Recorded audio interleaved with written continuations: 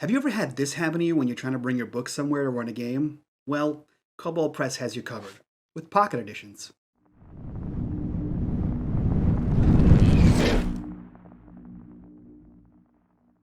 Honestly, I have no idea where it started or why RPG books are the size they are, but man are they cumbersome, especially if you're the game master. Having to juggle a campaign module, a notebook, dice accessories, any digital tools, plus setting guides, player's handbooks, and on top of that, multiple tomes of beasts and creature codices. It's all a lot.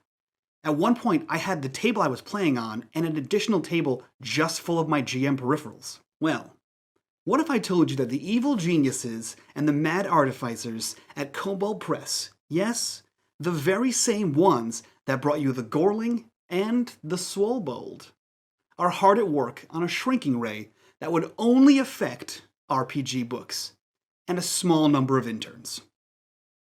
Well, first of all, I would be lying. Second of all, it's terrifying how many of you are on board for that.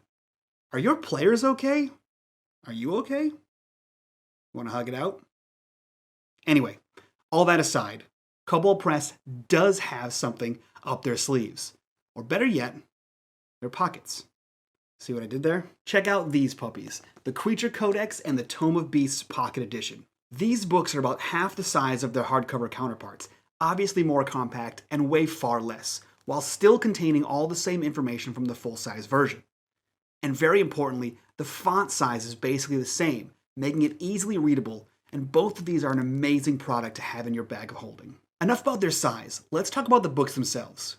Every game master knows that monsters start to lose their luster after a while, and players get accustomed to fighting the same kind of beasties. Then we eventually start to spend hours and hours homebrewing our own monsters or scrolling through Reddit to find ways to keep things interesting in combat. Now, it's not that we're having a great time homebrewing these monsters, but with each of these books, you get an additional 400 new monsters ready and waiting in your arsenal just to drag and drop and throw at your players at a moment's notice. So you'll have plenty of time to focus on more important things, like actually planning your campaign, or, I don't know, maybe writing the session out before the day of, or arguing over pizza toppings. Because yes, Matt, pineapples do go on pizza. It's part of that whole sweet and savory thing. God, grow up! Whoa, sorry, where was I? I feel like I just came down from a blood frenzy, like the Subek on page 371 of the Tome of Beasts pocket guide. Boom. That's how we segue. Anyway, back to those pocket guides. Now, it should come as no surprise that I'm a huge fan of these books, and I love the attention to detail, as well as the fact that so many of these monsters are based on cultures outside of your typical medieval European tropes. Like the Dakani, a wrathful deity from Tibetan Buddhism, or the demon lord Rongdo, who leads her army of witches against the forces of good and their leader Barong, both of which are in the book, both of which hail from the Indonesian Isles of Bali. Or maybe you're not looking for quite such boss-level baddies, and the hopping vampire, the Jiangshi, from Chinese legends suits your style more. Or maybe something like the troublemaking Kappa demon from Japanese folklore, which has been reimagined as a trickster fae creature.